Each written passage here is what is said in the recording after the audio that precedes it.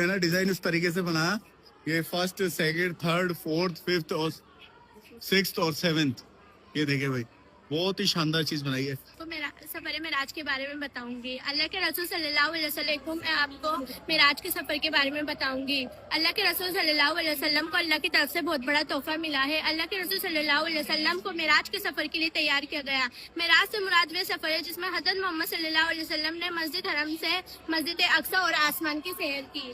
फिर जब सलाम मेराज के सफर के लिए आते हैं तो आप सल्लल्लाहु अलैहि वसल्लम का सीना चाक किया जाता है, दिल निकाला जाता है और जमजम के पानी से धोया जाता है। इसके बाद जन्नत से लाई गई एक सवारी बुर्राक पेश की गई। लाइट को अरबी में बर्क कहते हैं। लाइट की जितनी स्पीड थी उससे कई गुना ज्यादा बुर्राक की स्पीड थी और इसी स्पीड से सफर शुरू हुआ।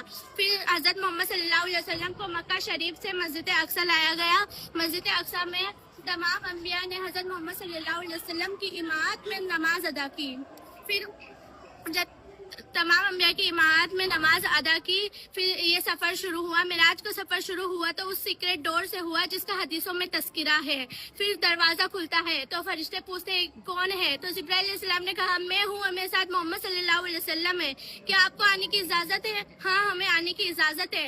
ये मुकलमात पूरा होने के बाद दरवाजा खुलता है। फिर हजरत मोहम्मद सल्लल्लाहु अलैहि वसल्लम पहले आसमान पर हजरत आदम अलैहिस्सलाम से मिलते हैं और हवा अलैहिस्सलाम से मिलते हैं। इसी तरह दूसरे आसमान पर ईसा अलैहिस्सलाम और याह्या अलैहिस्सलाम से मिलते हैं। तीसरे आसमान पर यूसुफ अलैहिस्सलाम से मिलते हैं।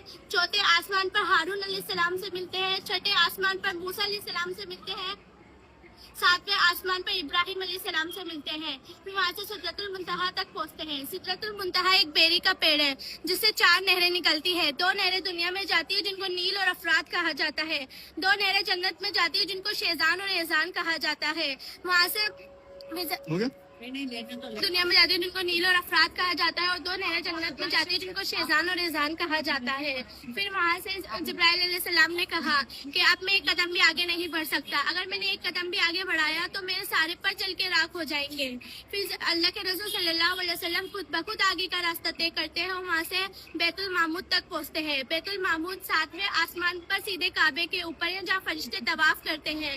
जैसे इंसान काबे का तवाफ करते हैं वैसे फरिश्ते बैतुल मामूद में तवाफ करते हैं। फिर वहाँ से आगे चलकर अल्लाह ताला के हाजिर होते हैं। अल्लाह तबारक ताला की बारगाह में हाजिर हुए तो जागा अल्लाह के नबी ने फरमाया अत्तहियातुल्लाहि वस्सलावात वत्तय्यबात, यानी तमाम कौली फेली और माली इबादतें अल्लाह के लिए है।